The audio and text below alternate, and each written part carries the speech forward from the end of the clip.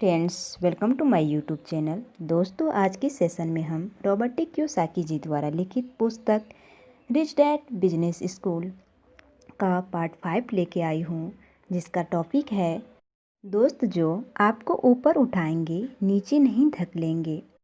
दोस्तों, यदि आपने इस बुक का इससे पहले वाले वीडियो नहीं देखा है तो उसे चैनल के प्लेलिस्ट में जाकर जरूर देख लें। तो चलिए स्टार्ट करते हैं। मेरे दोस्त क्या कहेंगे, यह सवाल या चिंता मैंने कई बार सुनी है जब मैं किसी नेटवर्क मार्केटिंग कंपनी के शैक्षणिक सेमिनार में भाग ले रहा था। वे सोचेंगे कि मेरा दिमाग चल गया है। यह एक और वाक्य है जो अक्सर सुना जाता है। भले ही बिजनेस अवसर में उन्हें समझदारी दिखती है और वे अपने आर्थिक जीवन में परिवर्तन लाना चाहते हैं, परंतु कई लोगों के लिए सबसे बड़ी बाधाओं में से यह एक है कि यदि उन्होंने नेटवर्क मार्केटिंग बिजनेस शुरू किया तो उनके दोस्त और परिवार वाले क्या सोचेंगे। एक शाम को एक महिला 30 अतिथियों के समूह के सामने खड़ी हुई जो नेटवर्क मार्केटिंग के उसके बिजनेस अवसर के बारे में सुनने के लिए आए थे। यह अकेली माँ हर एक को बता रही थी कि किस तरह उसके पति ने उसे छोड़ दिया था और उसे अपने दम पर 4 बच्चे को पालना पड़ा। इस बहादुर युवा माँ ने समूह को बताया कि किस तरह सरकारी दान लेने के बजाय उसने अपना नेटवर्क मार्केटिंग बिजनेस शुरू किया और आज वह एक साल में पार्ट टाइम काम करके $60,000 कमा रही है और अपने बच्चों पर फुल टाइम ध्यान दे रही है। उसने समूह को बताया कि इस बिजनेस ने उसे सुरक्षा, आशा, जीवन का नियंत्रण और सबसे महत्वपूर्ण बात यह कि अपने बच्चों के साथ बिताने के लिए समय दिया। अंत में उसने कहा, सबसे बड़ी बात यह है कि 10 साल बाद मैं मिलियनेयर बन जाऊंगी क्योंकि बिजनेस लगातार बढ़ रहा है। अगर मेरे पास वही पुरानी नौकरी होती तो मैं इतना कुछ नहीं कर सकती थी। इस बिजनेस के लोगों के समर्थन के बिना मैं इतना कुछ नहीं कर सकती थी। उसके लिए पैसा सबसे महत्वपूर्ण चीज़ नहीं थी। इस बिजनेस ने उसे उसका जीवन वापस दिया था। वह एक बार फिर से वे सपने देख सकती थी जिन्हें देखने की उसे वर्षों से हिम्मत नहीं हुई थी। सवाल और जवाब के सत्र के दौरान उसने कहा, मैं अपने बच्चों की कॉलेज की शिक्षा का खर्च उठा सकती हूँ और जब मैं बूढ़ी हो जाऊँगी तो उन्हें मेरी चिंता करने की ज़रूरत नहीं होगी। मैं उन लोगों पर बोझ नहीं बनूंगी। यह कितनी बड़ी राहत है। इससे मन को बहुत शांति मिलती है।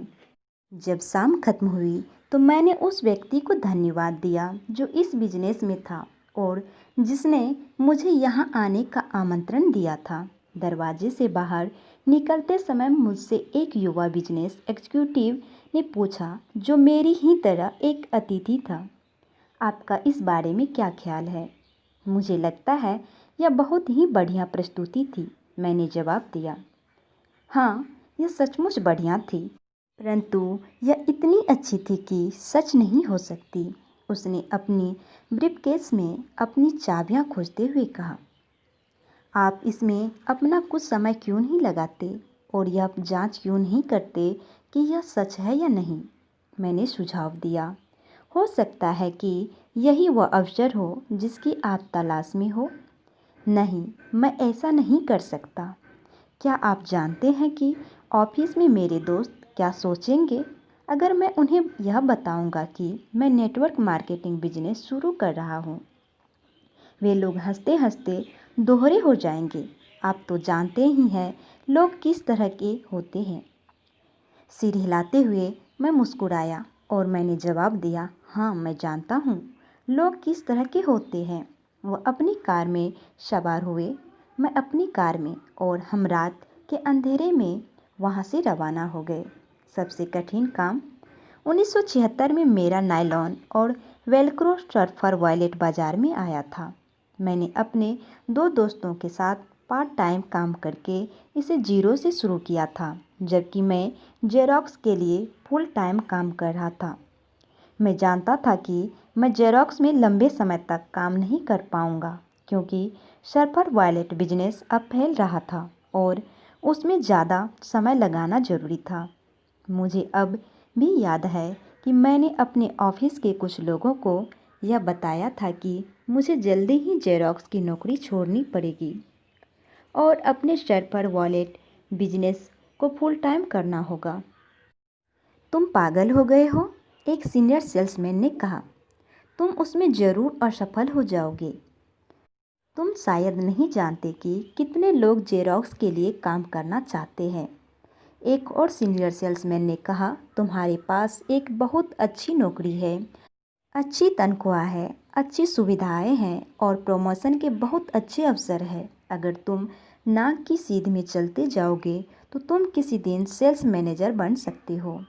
तुम इतनी अच्छी नौकरी छोड़ने का जोखिम क्यों ले रहे हो? तुम वापस लौट आओगे। एक और सेल्समैन ने कहा, मैंने तुम्हारी तरह के अनगिनत लोगों को देखा है। लोग सोचते हैं कि वे आसमान में हैं, वे कंपनी छोड़ देते हैं, असफल हो जाते हैं और फिर अपने पैरों के बीच में दुम दबाकर वापस लौट आते हैं, बशर्ते तुम सही सलामत हो। 6 सेल्समैन और 2 सेल्स वीमेन यह सुनकर हंस दिए और उस नए कॉपियर के बारे में बातें करने लगे जो कंपनी जल्दी ही ला रही थी। उसके बाद वे इस बारे में बात करने लगे कि उस रात के बेसबॉल मैच में कौन जीतेगा। मैंने महसूस किया कि मैं अपने बिजनेस और सपनों के बारे में गलत लोगों से बातें कर रहा था।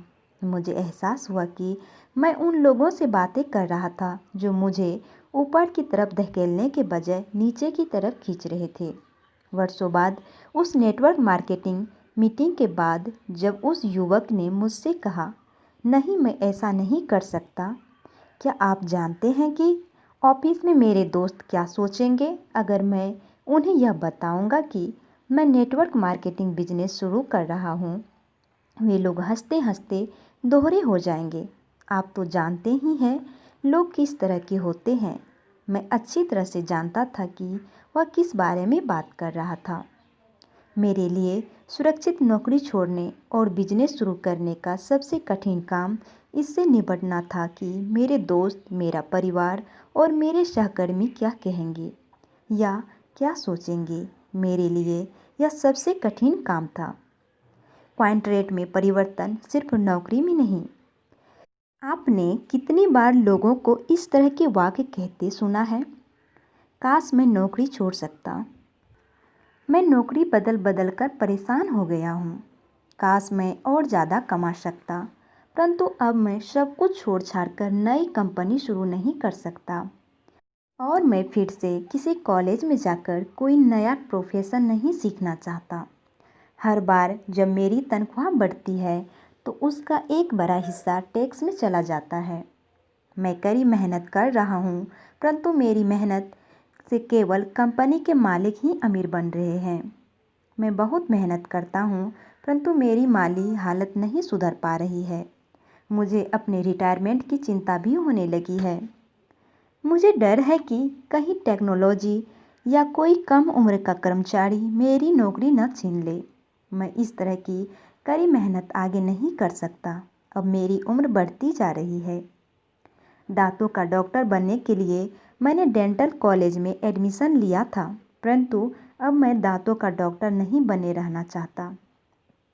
मैं कुछ अलग हटकर करना चाहता हूँ और नए लोगों से मिलना चाहता हूँ।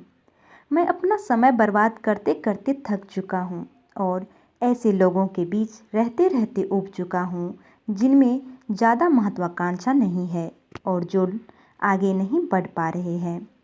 मैं ऐसे लोगों के साथ समय गुजारते गुजारते थक गया हूँ जो सिर्फ इतनी मेहनत करते हैं कि उन्हें नौकरी से न निकाला जाए, और मैं ऐसी कंपनी के लिए काम करते हुए भी थक चुका हूँ जो हमें सिर्फ इतना वेतन देती है कि हम नौकरी छोड़कर न चले जाए। इस तरह के वाक्य अक्सर वे लोग बोलते हैं जो कैश फ्लो कॉन्ट्रैक्ट के किसी कॉन्ट्रैक्ट में फंसे हुए हैं।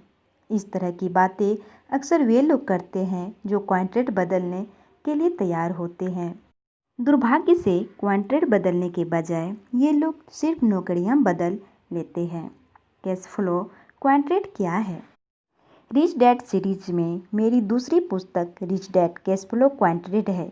कई लोग कहते हैं कि यह मेरी सबसे महत्वपूर्ण पुस्तक है, खासतौर पर उन लोगों के लिए जो अपने जीवन में परिवर्तन करने के लिए तैयार है।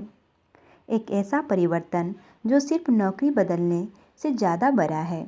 नीचे दिया गया डायग्राम मेरे अम्मी डैडी का कैश फ्लो क्वाड्रेंट है।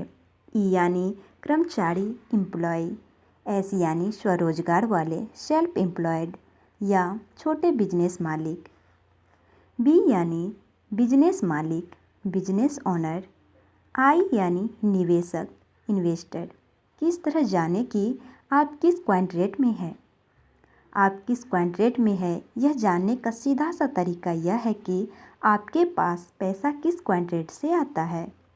दूसरे शब्दों में, अगर आपकी आय नौकरी से होती है और आपको किसी कंपनी या बिजनेस से नियमित रूप से तनख्वाह मिलती है जिसके आप मालिक नहीं है, तो आपका केस ई क्वाड्रेंट से आता है। अगर आपकी ज़्यादातर आमदनी आपके निवेशों से होती है तो आप एक निवेशक हैं, यानी आई क्वाड्रेंट में आते हैं। अगर आप छोटे बिजनेस के मालिक हैं, डॉक्टर या वकील की तरह कोई विशेषज्ञ है, रियल एस्टेट एजेंट की तरह कि कमीशन पर काम करने वाले व्यक्ति हैं, तो आप शायद एस क्वाड्रेंट में हैं। और अगर आप किसी बड़े बिजनेस या कंपनी के स्वामी हैं जिसमें 500 से अधिक लोग काम करते हैं, तो आप बी क्वाड्रेंट में आते हैं। अलग अलग क्वाड्रेंट, अलग अलग जीवन मूल्य। वर्षों पहले अम्मी डैडी ने मुझे बताया था कि अलग अलग क्वाड्रेंटों के जीवन मूल्य अलग अलग होते हैं। उदाहरण के तौर पर ई क्वाड्रेंट का व्यक्ति चाहे कंपनी में गेटकीपर हो या कंपनी का प्रेसिडेंट, वे एक समान मूलभूत जीवन मूल्यों के द्वारा एक सूत्र में बंधे होते हैं। ई क्वाड्रेंट का व्यक्ति चाहे वह गेटकीपर हो या प्रेसिडेंट, अक्सर इस तरह की बातें करता या सोचता है, मैं बहुत से फायदों वाली किसी सुरक्षित नौकरी की तलाश में हूँ, या हमें ओवरटाइम के लिए कितना पैसा मिलेगा, या हमें कितनी छुट्टियाँ मिलेगी। दूसरे शब्दों में, ई क्वाड्रेंट के व्यक्ति के लिए सुरक्षा एक बेहद महत्वपूर्ण मूलभूत जीवन मूल्य है। एस क्वाड्रेंट के जीवन मूल्य। एस क्वाड्रेंट के लोगों का मूलभूत जीवन मूल्य स्वतंत्रता है। वे अपनी स्वतंत्रता चाहते हैं और वे जो चाहते हैं करते हैं। जब कोई व्यक्ति कहता है मैं अपनी नौकरी छोड़ रहा हूँ और अपना खुद का काम धंधा शुरू कर रहा हूँ, तो वह अक्सर ई क्वाड्रेंट से निकलकर एस क्वाड्रेंट में जा रहा है। ई क्वाड्रेंट यानी कि एम्प्लॉय कर्मचारी तथा एस क्वाड्रेंट यानी कि सेल्फ एम्प्लॉयड स्वरोजगार वाले यानी कि छोटे बिजनेस मालिक। एस क्वाड्रेंट के व्यक्ति छोटे बिजनेस के मालिक होते हैं, माता पिता के बिजनेस के उत्तराधिकारी होते हैं, विशेषज्ञ और परामर्शदाता होते हैं। उदाहरण के तौर पर, मेरा एक दोस्त है जो अमीरों के घर में बड़ी स्क्रीन के टेलीविज़न, फ़ोन सिस्टम और सिक्योरिटी सिस्टम लगाता है। उसके पास 3 लोगों का स्टाफ है और वह सिर्फ 3 लोगों का बॉस बनकर खुश है। वह पूरी तरह एस क्वाड्रेंट में आता है। वह कड़ी मेहनत करता है। कमीशन लेने वाले सेल्समैन जैसे रियल एस्टेट और बीमा ब्रोकर भी एस क्वाड्रेंट में आते हैं। एस क्वाड्रेंट डॉक्टरों, वकीलों और अकाउंटेंट जैसे प्रोफेशनल लोगों से भरा हुआ है जो किसी बड़ी मेडिकल, लीगल या अकाउंटेंसी फर्म के लिए काम नहीं करते हैं। आप शब्दों से एस क्वाड्रेंट के आमदनी को पहचान सकते हैं। एस क्वाड्रेंट का व्यक्ति अक्सर यह कहेगा, अगर आप चाहते हैं कि कोई काम ठीक तरह से हो तो उसे खुद करें, या मेरे पास सबसे अच्छे प्रोडक्ट्स हैं। अगर उनका कोई सूत्रवाक्य होता है तो वह यह है, इसे और कोई बेहतर तरीके से नहीं करता। एस क्वाड्रेंट के मूल्य में स्वतंत्रता के दिखावे के पीछे अक्सर दूसरे लोगों में विश्वास का अभाव होता है। यह विश्वास कि कोई दूसरा किसी काम को उनसे बेहतर तरीके से कर सकता है। एस क्वाड्रेंट के व्यक्ति को पैसा अक्सर कमीशन के रूप में मिलता है या घंटे के हिसाब से मिलता है। उदाहरण के तौर पर, एस क्वाड्रेंट के व्यक्ति के मुंह से आप इस तरह के शब्द सुन सकते हैं, मैं आमतौर पर बेचने की कुल कीमत का 6% कमीशन लेता हूँ, या मैं हर घंटे के हिसाब से $100 लेता हूँ। यह मेरी फीस लागत और उसका 10% है। एस क्वांटेट के लोग बिजनेस के जॉन वेन होते हैं। आप उन्हें यह कहते हुए सुन सकते हैं, मैं इसे अपने दम पर करने जा रहा हूँ। बी क्वांटेट के जीवन मूल्य। जो लोग जीरो से शुरू करते हैं और बी क्वांटेट के बड़े बिजनेस बनाते हैं, वे अक्सर ऐसे लोग होते हैं जिनके जीवन के सशक्त लक्ष्य होते हैं, जो अच्छी टीम को महत्व देते हैं, जो प्रभावी टीम भावना के साथ काम करते हैं और ज़्यादा से ज़्यादा लोगों के साथ काम करना चाहते हैं और उनकी सेवा करना चाहते हैं। इस पुस्तक की शुरुआत में मैंने जनरल इलेक्ट्रिक के संस्थापक थॉमस एडिसन, फोर्ड मोटर के संस्थापक हेनरी फोर्ड और माइक्रोसॉफ्ट के संस्थापक बिल गेट्स का जिक्र किया था। जहां एस क्वांटेट का व्यक्ति अपने क्षेत्र में सर्वश्रेष्ठ बनना चाहता है, वहीं बी क्वांटेट का व्यक्ति अक्सर ऐसे दूसरे लोगों की तलाश में रहता है जो उनके क्षेत्र में सर्वश्रेष्ठ हो, और वह ऐसे लोगों को अपनी टीम में शामिल कर लेता है। हेनरी फोर्ड के उदाहरण में फोर्ड ने अपने चारों तरफ अपने से ज़्यादा स्मार्ट लोगों को काम पर रखा था। एस क्वांटेट का बिजनेसमैन अक्सर अपनी छोटी टीम का सबसे स्मार्ट आदमी होता है। उदाहरण के तौर पर कोई डॉक्टर या कंसल्टेंट। जब बात आमदनी की आती है तो एक सच्चा बी क्वांटेट का आदमी अपने बिजनेस को छोड़कर जा सकता है और इसके बावजूद उसे आमदनी होती रहेगी। ज़्यादातर मामलों में अगर एस क्वांटेट का कोई आदमी काम करना बंद कर देता है तो उसकी आमदनी भी रुक जाती है। इसलिए आपको खुद से अब यह सवाल पूछना चाहिए, अगर मैं आज काम करना बंद कर देता हूँ तो मुझे कितनी आमदनी होती रहेगी। अगर आपकी आमदनी 6 महीने या इससे कम में बंद हो जाती है तो इस बात की काफ़ी संभावना है कि आप ई या एस क्वांटेट में है। बी या आई क्वांटेट का कोई व्यक्ति बरसों तक काम करना बंद कर सकता है और उसके पास फिर भी पैसा लगातार आता रहेगा। बी कॉन्ट्रैक्ट यानी कि बिजनेस ऑनर। आई कॉन्ट्रैक्ट यानी कि इन्वेस्टर, निवेशक। आई क्वांटेट के जीवन मूल्य। आई क्वांटेट में आर्थिक स्वतंत्रता पर जोर दिया जाता है। निवेशक इस विचार को पसंद करता है कि पैसे के लिए काम करने के बजाय पैसे से अपने लिए काम करवाया जाए। निवेशक कई चीज़ों में निवेश करते हैं। वे सोने के सिक्कों, रियल एस्टेट बिजनेस या कागज़ की संपत्ति जैसे स्टॉक, बॉन्ड और म्यूचुअल फंड में निवेश कर सकते हैं। अगर आपकी आय कंपनी या सरकार के रिटायरमेंट प्लान से होती है, न कि आपके खुद के व्यक्तिगत निवेश ज्ञान से, तो आपकी आमदनी ई क्वांटेट से आती है। दूसरे शब्दों में, आपकी कंपनी या सरकार अब भी आपकी सेवा के वर्षों का भुगतान कर रही है। आप एक निवेशक को यह शब्द कहते हुए सुन सकते हैं, मैं अपनी पूंजी पर 20% ब्याज हासिल कर रहा हूँ, या मुझे कंपनी के आर्थिक आंकड़े दिखाइए, या प्रॉपर्टी पर कितना मेंटेनेंस बकाया है। अलग अलग क्वांटेट, अलग अलग निवेशक। आज की दुनिया में हम सबके लिए निवेशक बनना जरूरी है। बहरहाल, हमारे स्कूल सिस्टम हमें निवेश के बारे में ज़्यादा कुछ नहीं सिखाते। मैं जानता हूँ कि कुछ स्कूलों में शेयर चुनना सिखाया जाता है, परंतु मेरे हिसाब से यह निवेश करना नहीं है। शेयर चुनना जुआ है, निवेश नहीं। वर्षों पहले अम्मी डैडी ने मुझे बताया था कि ज़्यादातर कर्मचारी म्यूचुअल फंड या बचत में निवेश करते हैं। उन्होंने यह भी कहा, डॉक्टर अक्सर सबसे बुरे निवेशक होते हैं।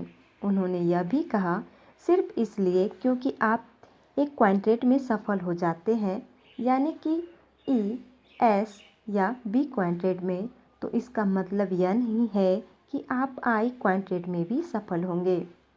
अम्मी डैडी ने मुझे यह भी बताया कि अलग अलग क्वांटेट के लोग अलग अलग तरीके से निवेश करते हैं।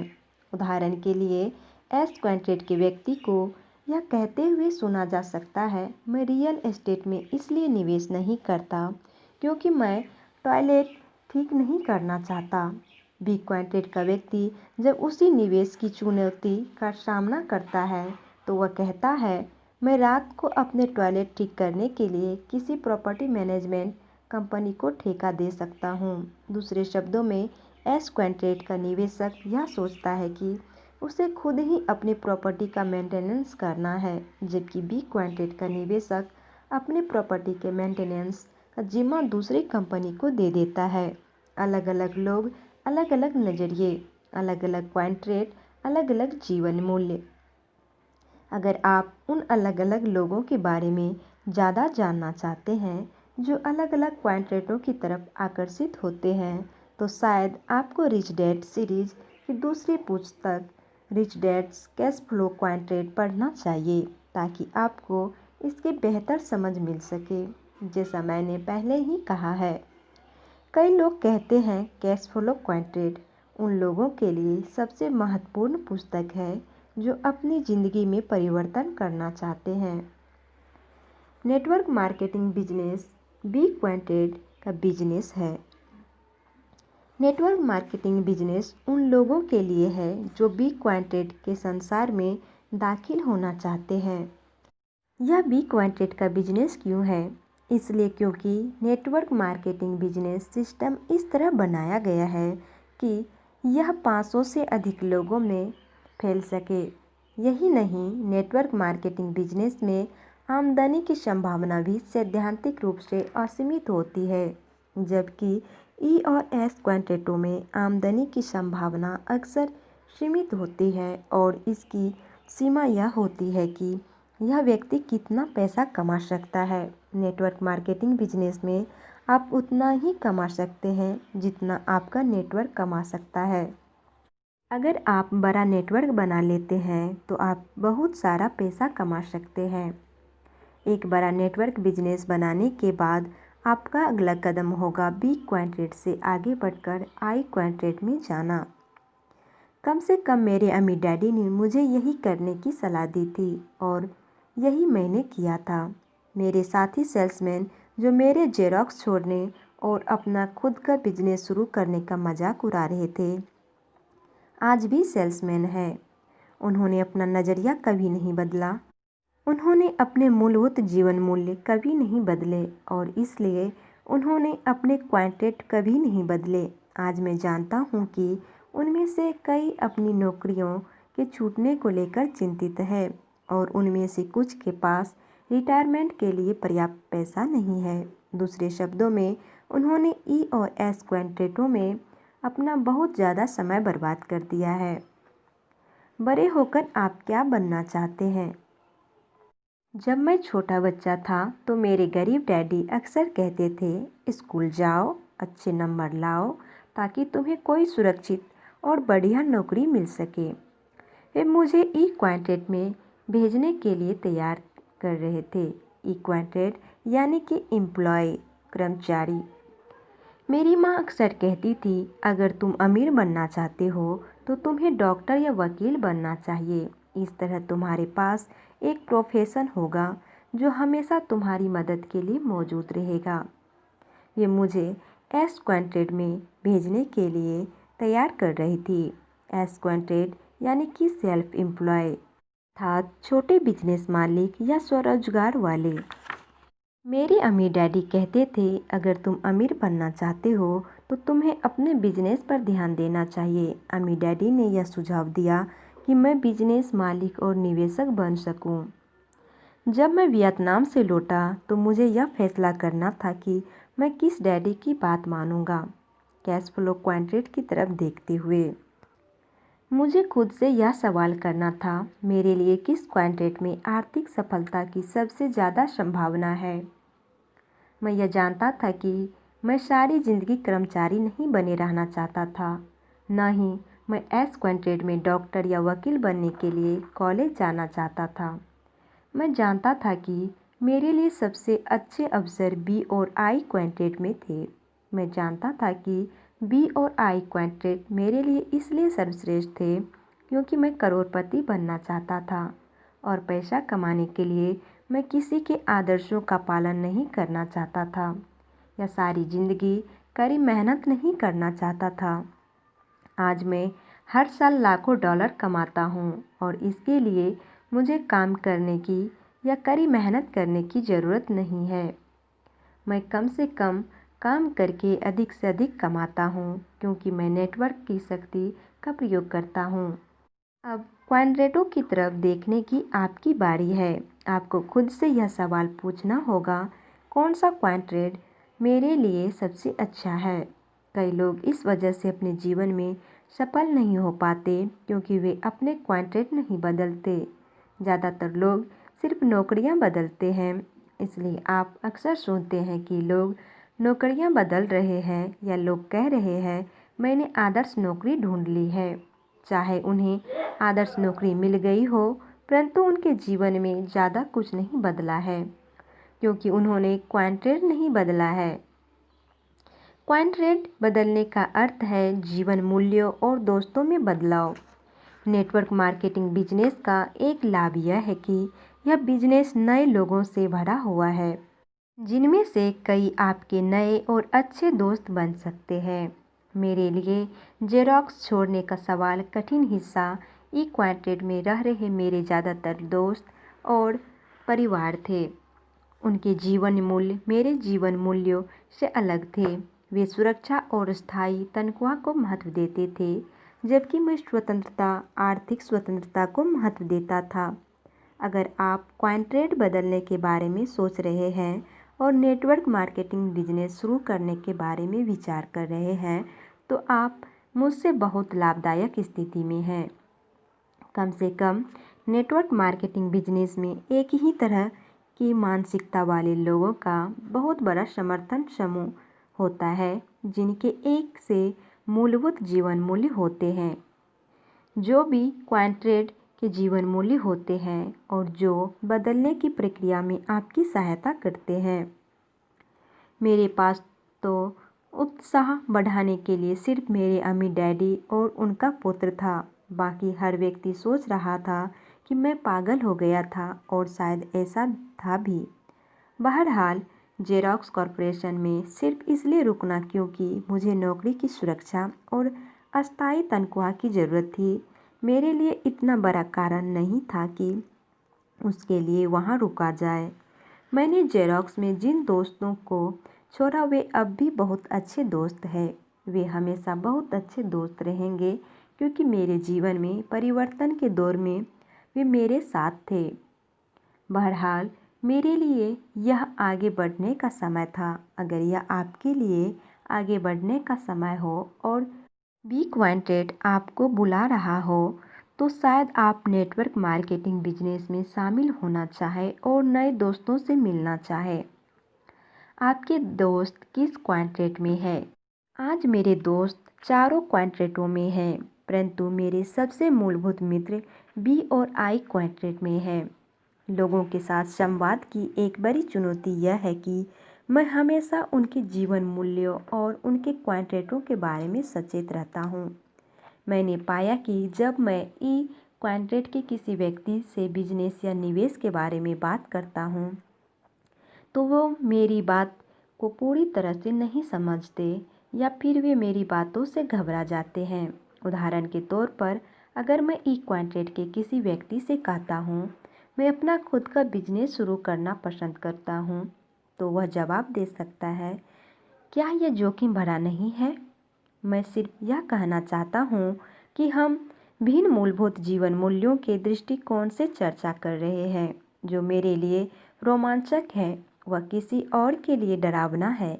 इसलिए ई और एस क्वाड्रेंट के लोगों को डराने के बजाय मैं उनसे मौसम, खेलों और टीवी के बारे में बात करता हूँ।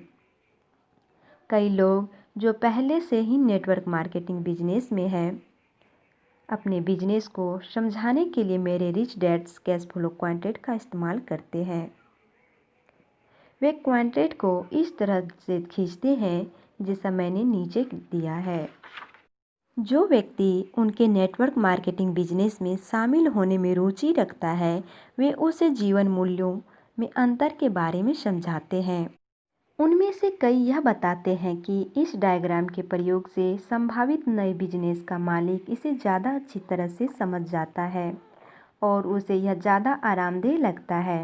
इस तरह नया व्यक्ति जान जाता है कि वह अपने मूलभूत जीवन मूल्यों में परिवर्तन कर रहा है और वह इस बिजनेस में यह सीखने के लिए दाखिल हो रहा है कि कर्मचारी के बजाय बिजनेस मालिक कैसे बना जाए।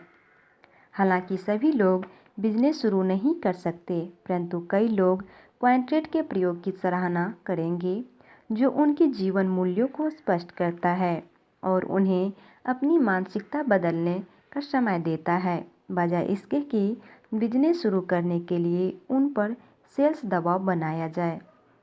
अगर आप क्वांट्रेट की तरफ देखने का समय निकालें और इसके लाभ और हानियों को तोलें, तो मैं सोचता हूँ कि आप जान जाएंगे कि एक क्वांट्रेट से बदलकर दूसरे क्वांट्रेट में पहुँचना सिर्फ मानसिकता बदलने से अधिक है। दरअसल यह मूलभूत जीवन मूल्यों का परिवर्तन है और जीवन मूल्यों को बदलने में अक्सर समय लगता है। एक क्वांट्रेट से दूसरे क्वांट्रेट में परिवर्तन मूलभूत जीवन मूल्यों का परिवर्तन है। मेरा विश्वास है कि नेटवर्क मार्केटिंग को समझना इस कारण इतना कठिन है क्योंकि बी क्वांट्रेट में बहुत कम लोग सफल हो पाते हैं। अधिकांश लोग स्कूलों और पारिवारिक जीवन मूल्यों के कारण या तो ई या फिर एस क्वांट्रेट में है। दरअसल मेरा अनुमान है कि 80% जनसंख्या ई या एस क्वांट्रेट में है। लगभग 15% लोग आई क्वांट्रेट में है, जबकि बी क्वांट्रेट में 5% से कम लोग हैं। दूसरे शब्दों में, इस धरती पर थॉमस एडिसन और बिल गेट्स जैसे लोग बहुत कम हैं। कई प्रसिद्ध सीईओ भी ई क्वांट्रेट में है, बी क्वांट्रेट में नहीं। उदाहरण के लिए जनरल इलेक्ट्रिक के प्रसिद्ध भूतपूर्व CEO Jack Welch General Electric के कर्मचारी ही थे। यह माना कि वे अद्भुत लीडर थे, परंतु बिजनेस का मालिक जीई का संस्थापक स्कूल में असफल होकर निकाला था, जिसका नाम थॉमस एडिसन था। एडिसन इतने भविष्य दृष्टा थे और उनमें इतनी ऊर्जा थी कि वे कुछ नहीं से अपने बिजनेस को शुरू करके इसे बुलंदियों तक ले गए। मैं अपनी पहले कही हुई बात दोहराता हूँ, बहुत कम लोग सच्चे बी क्वांट्रेट लीडर के आसपास होते हैं। इसलिए जब लोग किसी नेटवर्क मार्केटिंग बिजनेस लीडर से बिजनेस अवसर के बारे में सुनते हैं तो वे अक्सर यह समझ ही नहीं पाते कि वे कितने बड़े अवसर को देख रहे हैं। अपनी ज़्यादातर जिंदगी ई और एस क्वांट्रेट के आसपास रहने के कारण उन्हें इतना बड़ा सोचने की आदत नहीं होती। इसलिए कई लोग उस अवसर के सच्चे आकार को देखने में असफल हो जाते हैं जो उन्हें दिया जा रहा है। मैं इतना खुशकिस्मत था कि मेरे अमीर डैडी ने बचपन में ही मेरे मस्तिष्क में बी क्वांट्रेट के बिजनेस की शक्ति के विचार भर दिए थे। इसलिए मैंने अपने जीवन में सिर्फ 4 साल ही नौकरी की। जब मैं बड़ा हुआ तो ई या एस क्वांट्रेट में काम करने की मेरी कोई योजना नहीं थी।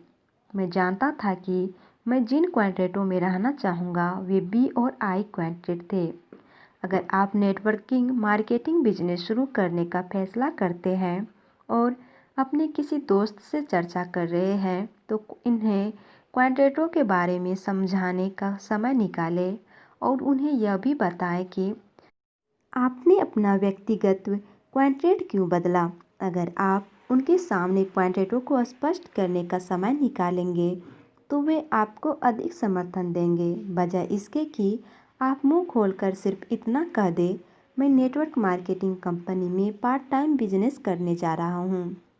जैसा मैंने कहा, इस बिजनेस को समझाना इतना मुश्किल इसलिए होता है क्योंकि बहुत कम लोग भी क्वांट्रेट के किसी व्यक्ति को जानते हैं। अधिकांश लोगों के आसपास सिर्फ ई और एस क्वांट्रेट के मित्र होते हैं और परिवार होते हैं। इसलिए धैर्य रखें और जीवन के बारे में अपने नए दृष्टिकोण को समझाने के लिए क्वांट्रेटों का प्रयोग करें। इसके अलावा कौन जाने, अगर आप धैर्य रखें और उन परिवर्तनों को समझाने में सफल हो जाएं जो आप करने जा रहे हैं, तो वे आपकी यात्रा में आपके साथ ही चल दे। सिर्फ उन्हें यह जान लेने दे कि यह यात्रा एक प्रक्रिया है, फटाफट अमीर बनने की योजना नहीं है और इस यात्रा में कई वर्ष का समय लग सकता है। अगर आप गंभीर हैं तो मैं 5 वर्ष की योजना की सलाह देता हूँ। 5 साल की योजना मुझसे अक्सर पूछा जाता है, 5 साल की योजना क्यों? नीचे इसके कारण दिए गए हैं। कारण फर्स्ट, स्टारबक्स बनने में कई वर्ष लगे, मैकडॉनल्ड्स बनने में कई वर्ष लगे, सोनी को मनोरंजन का दिग्गज बनने में कई साल लग गए। दूसरे शब्दों में, बड़ी कंपनियां बनने में और बड़े बिजनेस लीडर बनने में कई साल लग जाते हैं। ज़्यादातर लोग वर्षों के संदर्भ में नहीं सोचते हैं। ज़्यादातर लोग तत्काल संतुष्टि और फटाफट अमीर बनने के संदर्भ में सोचते हैं। इसलिए बी क्वाड्रेंट में इतने कम लोग होते हैं। ज़्यादातर लोग पैसा चाहते हैं परंतु अपने समय का निवेश नहीं करना चाहते। जैसा पहले बताया जा चुका है, सीखना एक शारीरिक प्रक्रिया है और कई बार शारीरिक ज्ञान हासिल करने में मानसिक ज्ञान हासिल करने से ज़्यादा समय लगता है। उदाहरण के तौर पर, आप साइकिल चलाना सीखने का फैसला कर सकते हैं परंतु आपको शारीरिक रूप से साइकिल चलाना सीखने में ज़्यादा समय लगेगा और मानसिक रूप से फैसला करने में कम समय लगेगा। अच्छी खबर यह है कि अगर आप एक बार कोई चीज़ शारीरिक रूप से सीख लेते हैं तो आम तौर पर वह हमेशा के लिए सीख लेते हैं। कारण 2, दूसरी तरफ सीखे हुए को भूलना भी एक शारीरिक प्रक्रिया है। एक कहावत है, आप बूढ़े कुत्ते को नई कलाएं नहीं सिखा सकते। सौभाग्य से हम लोग कुत्ते नहीं हैं, आदमी हैं। हालांकि इस विचार में कुछ सच्चाई तो है कि हमारा उम्र जितनी ज़्यादा होती जाती है, कई बार हमारे लिए अपने वर्षों तक सीखे हुए ज्ञान को मिटाना या भुलाना उतना ही मुश्किल होता जाता है। ई और एस क्वाड्रेंट में ज़्यादातर लोगों के आराम से रहने का एक कारण यह भी होता है कि वे वहाँ आरामदेह और सुरक्षित स्थिति में रहते हैं। आखिर उन्होंने वर्षों तक सीखा है और वहाँ कैसे रहा जाए। इसी कारण कई लोग वहाँ लौट जाते हैं क्योंकि वह आरामदेह स्थिति है। हालांकि लंबे समय में यह आरामदेह स्थिति उनके लिए अच्छी नहीं होती। सीखने और भूलने दोनों ही प्रक्रियाओं के लिए पर्याप्त समय दें। कई लोगों के लिए क्वाड्रेंट के बाईं तरफ से दाईं तरफ में परिवर्तन में सबसे ज़्यादा मुश्किल इसी बात से आती है क्योंकि उन्हें ई या एस क्वाड्रेंट का अपना नज़रिया भूलना होता है। एक बार आप अपने सीखे हुए को भुला देते हैं तो मैं समझता हूँ कि यह परिवर्तन ज़्यादा तेज़ी से और आसानी से हो जाएगा। कारण 3, सभी कैटरपिलर्स तितलियां बनने से पहले एक कोकून बना लेते हैं। फ्लाइट स्कूल मेरा कोकून था। मैं एक कॉलेज ग्रेजुएट के रूप में फ्लाइट स्कूल में घुसा था और फ्लाइट स्कूल से बाहर निकलते समय मैं एक पायलट बन चुका था जो वियतनाम जाने के लिए तैयार था। अगर मैं किसी सिविलियन फ्लाइट स्कूल में गया होता तो मुझे संदेह है कि मैं कभी युद्ध पर जाने के लिए तैयार होता। हालांकि मैं तभी भी पायलट ही था। मिलिट्री पायलट के रूप में हमें जो सीखना था वह उससे अलग था जो सिविलियन पायलट के रूप में सीखा जाता है। हमारी योग्यताएं अलग अलग थी, प्रशिक्षण की गहनता अलग अलग थी और प्रशिक्षण के अंत में युद्ध पर जाने की हकीकत भी हमें अलग कर देती थी। फ्लोरिडा में मूलभूत फ्लाइट स्कूल को पूरा करने में मुझे लगभग 2 साल का समय लगा। मैं पायलट बन गया था और इसके बाद मुझे कैलिफोर्निया के केप पेंडलटन में उच्च फ्लाइट प्रशिक्षण के लिए भेजा गया। वहाँ हमें उड़ने से ज़्यादा लड़ने का प्रशिक्षण दिया गया। मैं आपको विस्तार से बताकर बोर नहीं करूँगा परंतु केप पेंडलटन में प्रशिक्षण की गहनता बहुत ज़्यादा थी। अब जब हमने फ्लाइट स्कूल का प्रशिक्षण ले लिया था और हम पायलट बन गए थे तो हमारे पास वियतनाम जाने की तैयारी के लिए 1 साल का समय था। तैयारी के लिए हमने लगातार उड़ानें भरी, ऐसी परिस्थितियों में उड़ानें भरी जो हमारा मानसिक भावनात्मक, शारीरिक और आध्यात्मिक इम्तिहान लेती थी। एक बार फिर लर्निंग पिरामिड यानी सीखने के पिरामिड के सभी 4 बिंदुओं पर कैप पेंडल्टन के प्रशिक्षण कार्यक्रम में लगभग 8 महीने रहने के बाद मेरे भीतर कुछ बदल गया। एक प्रशिक्षण उड़ान के दौरान मैं अंततः एक ऐसा पायलट बन गया जो युद्ध पर जाने के लिए तैयार था। उस समय तक मैं मानसिक, भावनात्मक और शारीरिक रूप से उड़ान भर रहा था। कई लोग इसे यांत्रिक रूप से उड़ान भरना भी कह सकते हैं, परंतु एक प्रशिक्षण मिशन में मैं आध्यात्मिक रूप से बदल गया। मिशन इतना बड़ा और डरावना था कि अचानक मेरी सारी शंकाएं और मेरे सारे डर गायब हो गए और मेरी मानवीय आत्मा जागृत हो गई। उड़ान भरना मेरे जीवन का हिस्सा बन गया। मैं हवाई जहाज के अंदर घरेलू और शांतिदायक माहौल अनुभव करने लगा। हवाई जहाज मेरा हिस्सा बन गया था। अब मैं वियतनाम जाने के लिए तैयार था। ऐसा नहीं था कि मुझे डर नहीं लगता था, क्योंकि मैं डरता तो था। अब भी युद्ध पर जाने के बारे में सोचकर मुझे डर लगता था। मौत का डर या इससे भी बुरा विकलांग हो जाने का डर अब भी मौजूद था। फर्क यह था कि अब मैं युद्ध पर जाने के लिए तैयार था। मेरा आत्मविश्वास मेरे डर से ज़्यादा था और इसी तरह की ज़िंदगी बदलने वाली शिक्षा मुझे कई नेटवर्क मार्केटिंग कंपनियों में देखने को मिली। बिजनेसमैन और निवेशक बनने की मेरी प्रक्रिया भी लगभग वैसी ही थी जैसी युद्ध पर जाने वाले पायलट बनने के समय थी। बिजनेस में मैं 2 बार असफल हुआ, तब कहीं जाकर मुझ में वह भावना जागी, वह भावना जिसे बिजनेस की समझ कहते हैं। इसी भावना के कारण मैं हमेशा बी और आई पहलू की तरफ रहता हूँ, चाहे मेरी राह में कितनी ही कठिनाइयाँ आए।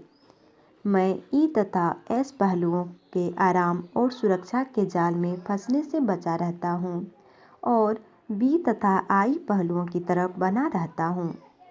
मैं तो यह कहूँगा कि बी क्वाड्रेंट में आरामदेह स्थिति में रहने का विश्वास हासिल करने में मुझे 15 साल का समय लगा।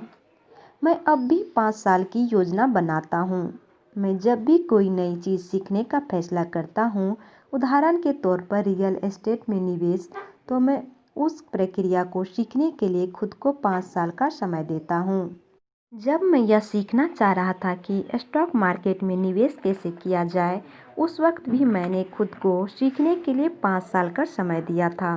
कई लोग एक बार निवेश करते हैं, कुछ डॉलर गंवा देते हैं और फिर निवेश करना छोड़ देते हैं।